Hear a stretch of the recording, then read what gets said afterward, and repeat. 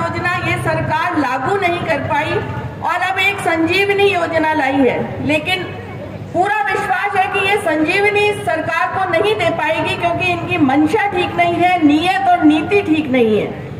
इस सरकार ने जब कांग्रेस की सरकार बनी थी तो बहुत सारे वादे किए थे, किसानों से किए थे, बेरोजगारों से किए थे, और हर सरकार का पहला कर्तव्य होता है गवर्नेंस देना, लोगों को सुरक्षा देना और शासन व्यवस्था को सुचारू रूप से चलाना।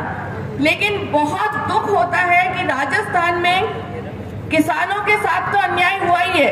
अभी आदरणीय कैलाश जी आपको विस्तृत रूप से सारी चीजें बताएंगे, लेकिन बेरोजगारी भत्ता देने का जो वादा किया था उसमें आपने देखा कि 2 दिन पहले ही बेरोजगार संघ ने शपथ ली है कि सरकार को वोट नहीं देना है, क्योंकि पूरी तौर पे वादा खिलाफी इन्होंने की है।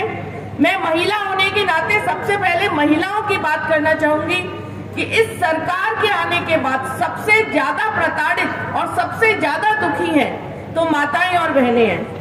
राजस्थान हमेशा शूरवीरों की शौर्य की धरती मानी जाती है। यहाँ मीरा और पन्ना धाय जैसे नाम है जहाँ महिलाओं का हमेशा सम्मान होता था। आज राजस्थान की स्थिति ये हो गई है कि 80,000 से ज्यादा महिलाओं के खिलाफ केस दर्ज हुए हैं और उनमें भी 12,000 से ज्यादा बच्चियों और दलितों के प्रति दुष्कर्म की घटनाएं हो रही हैं। और इस गूंगी बहरी सरकार ने आंख भी बंद की हुई है। अभी सरकार का एक भी कारिंदा इन पीड़ित परिवारों के घर तक नहीं पहुंचा है कि इनके आंसू तो पहुंचे। इनको न्याय दिलाना तो बहुत दूर की बात है। हम भारतीय जनता पार्टी के शिष्टमंडल में आदरणीय दिया जी, अलका जी मेरे साथ थी, हम सब केंद्रीय जो हमारा राष्ट्रीय मानवाधिकार आयोग है उसके पास गए। उसने नोटिस इशू किया डीजी को और चीफ सेक्रेटरी को, लेकिन सरकार ने कोई अभी तक जवाब नहीं दिया है। राष्ट्रीय महिला आयोग के पास गए, महिला आयोग की अध्यक्ष यहाँ तक आ गई, लेकिन मुख्यमंत्री ने उन्हें मिलने का समय नहीं दिया, क्योंकि ये सरकार पूरी तौर पर किसान विरोधी है, युवा विरोधी है और महिला विरोधी है। और इस सरकार का एक ही काम रह गया है। मुख्यमंत्री जी खुद गृह मंत्री हैं, लेकिन गृह मंत्रालय उनसे संभल नहीं रहा है और वो सिर्फ नाकारा, निकम्मा और एक दूसरे को आपने देखा ये पूरा 2.5 वर्ष सरकार को बचाने में निकल गया है। जब कोरोना काल था, भारतीय जनता पार्टी का हर कार्यकर्ता जनता के बीच में था।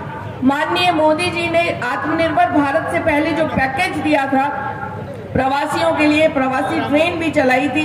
भारतीय जनता पार्टी का कार्यकर्ता कोरोना गाइडलाइंस को पालन करता हुआ निरंतर जनता के बीच में था। हमारे लिए सेवा ही संगठन है, लेकिन कांग्रेस के जनप्रतिनिधि जिनकी सबसे ज्यादा जरूरत थी इस कोरोना काल में, वो होटलों में बैठे हुए थे। ये सिर्फ अपनी सरकार बचाने में लगे हुए थे। इसलिए मैं यहाँ से एक अपील करना चाहती हूँ हमारे जो मुख्यमंत्री जी हैं माननीय, कि वो गृह मंत्री भी हैं, कम से कम गृह मंत्रालय तो छोड़ दें ताकि गवर्नेंस और सुरक्षा इन माताओं बहनों को मिल सके। और मुख्यमंत्री रहते हुए वो जो कुर्सी बचाने का काम कर रहे हैं उसको बचाते रहे, क्योंकि कुर्सी अब ज्यादा दिन तक बचने वाली नहीं है। राजसमंद क्षेत्र माननीय किरण जी ने यहाँ विकास के बहुत काम कराए। यहाँ उन्होंने चुनरी भी उड़ाई थी यहाँ पर, और पानी से लेकर सड़क और भी जितनी भी योजनाएं हैं हमारी सरकार की थी, वो पूरी तौर पे लागू करने में माननीय किरण जी का लगातार योगदान था। वो मंत्री रहते हुए भी पूरा समय यहाँ पर देती थी।